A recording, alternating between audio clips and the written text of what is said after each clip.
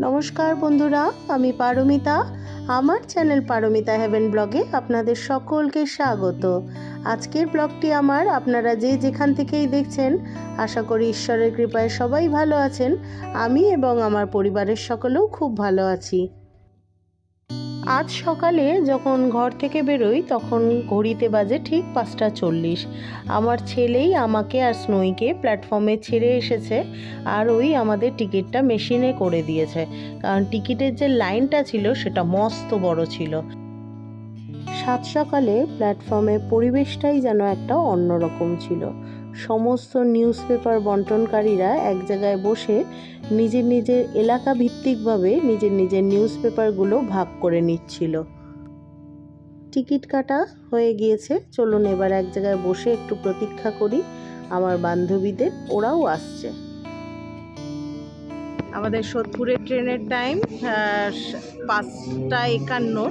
এবার এখান থেকে শিয়ালদা যেতে একটু সময় লাগবে, শিয়ালদা পৌঁছবো, তারপর ওখান থেকে আবার মা তারা ধরে আমরা পৌঁছবো।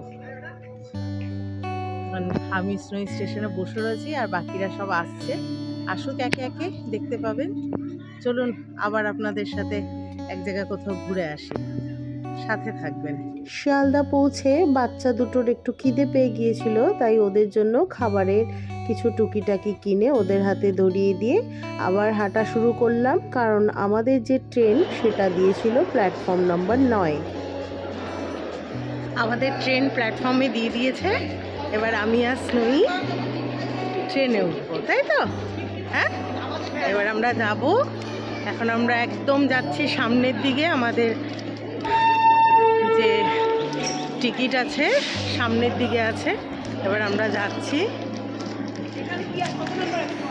বেশ খানিকক্ষণ প্রতীক্ষার পর ট্রেনের গেটগুলো খুলে দিয়েছিল, তারপর আমরা নিজের নিজের সিট নাম্বার অনুসারে জায়গায় বসে যাই আর তারপর একটু গরম গরম চা খাই। আর এইদিকে বাচ্চারাও বসে গিয়েছে নিজেদের মতো, ওরা মোবাইলে গান শুনছিল আর আমরাও এইদিকে কিছু ফটো সেশন করে নিয়েছি, কিছু ফটো তোলা, কিছু ভিডিও তোলা, কিছু হাসি মজাক করা।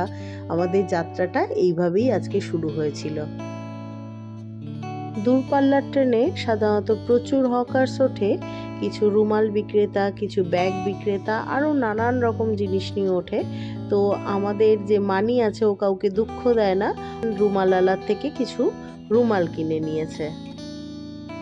রুমাল কেনা শেষ করে আমরা সবাই ট্রেনে হাসি মজা করতে করতে ট্রেনের যাত্রা উপভোগ করছিলাম। কোনটা ভালো লাগছে?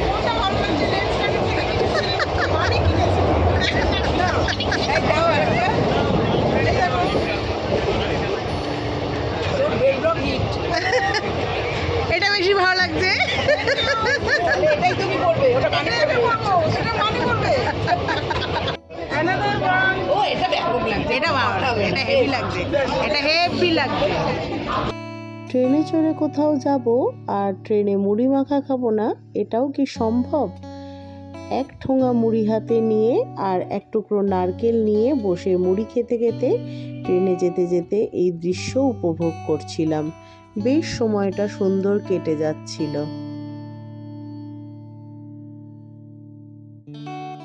সারি সারি সুন্দর প্রাকৃতিক দৃশ্য ট্রেনের জানলার বাইরে দিয়ে ছুটে চলে যাচ্ছিল আর দেখতে দেখতেই চোখটা হয়ে যাচ্ছিল ক্লান্ত, খুব ঘুম পাচ্ছিল।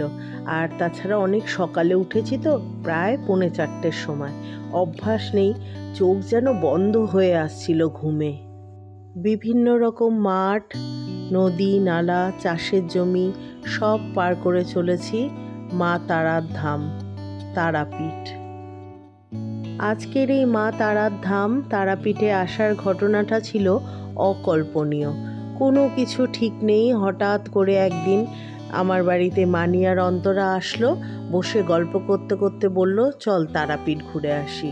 আর মা তারা স্থানের জায়গার নাম নিলে আমি শুনেছি সেখানে আসতেই হয়, তবে এটাও শুনেছি যতক্ষণ না মা ডাকে ততক্ষণ মায়ের কাছে কেউ আসতে পারে না।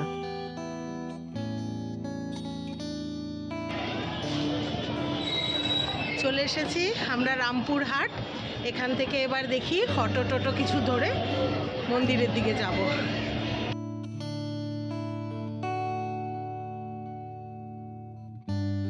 এর আগের বার যখন আমরা 5 বান্ধবী মিলে এসেছিলাম তারাপীঠে, তখন যেই হোটেলটিতে ছিলাম সেই হোটেলেও ছিল সুইমিং পুল। কিন্তু এইবার যখন সেই হোটেলে গেলাম, সুইমিং পুলে হয়তো কোনো কাজ হচ্ছিল, তাই বলল সুইমিং পুলটা ইউজ করা যাবে না। আর আমার মেয়ে এসছে এখানে একমাত্র সুইমিং পুলের কারণেই। ও সুইমিং পুলে ঝাঁপাবে, সাঁতরাবে, সেই কারণেই ওর আসা। ও আর কি বোঝে মায়ের পুজো, মায়ের ধাম, ও কি ওই সব বোঝে? ওর কাছে তো একটাই ব্যাপার, যাব সুইমিং পুলে সাঁতার কাটবো। আসার কথা ছিল আমাদের 4 বান্ধবীর, কিন্তু মানিই বলল যে এক্সাম শেষ যখন মেয়েটাকেও নিয়ে চল, নয় ও এত চঞ্চল না আমার স্নোই, যে আমি একা সত্যিই সামলাতে পারি না। ওর পাপা থাকলে আমার খুব সুবিধা হয়।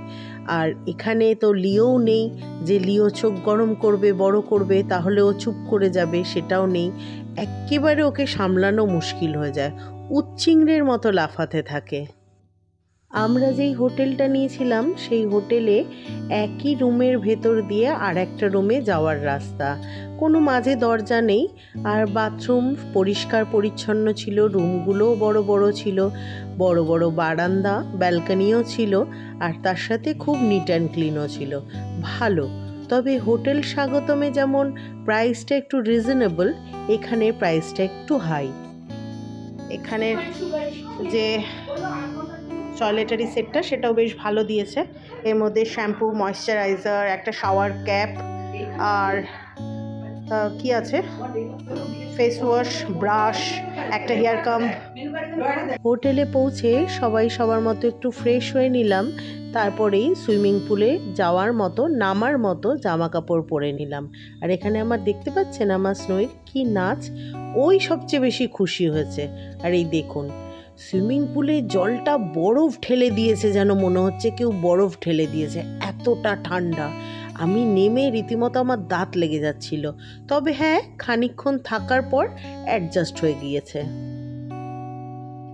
আজকের মতো আমি ব্লগটা এখানেই শেষ করলাম। ব্লগের আগামী অংশটা আগামীকাল দেখাবো। আজ তাহলে আসি। যদি কিছু ভালো লেগে থাকে তাহলে অবশ্যই একটা লাইক কমেন্ট করে দেবেন, আর যদি চান আমার চ্যানেলের পাশে থাকতে একটা সাবস্ক্রাইব করে দেবেন। ভালো থাকবেন, পরিবারের সকলকে ভালো রাখবেন। টাটা।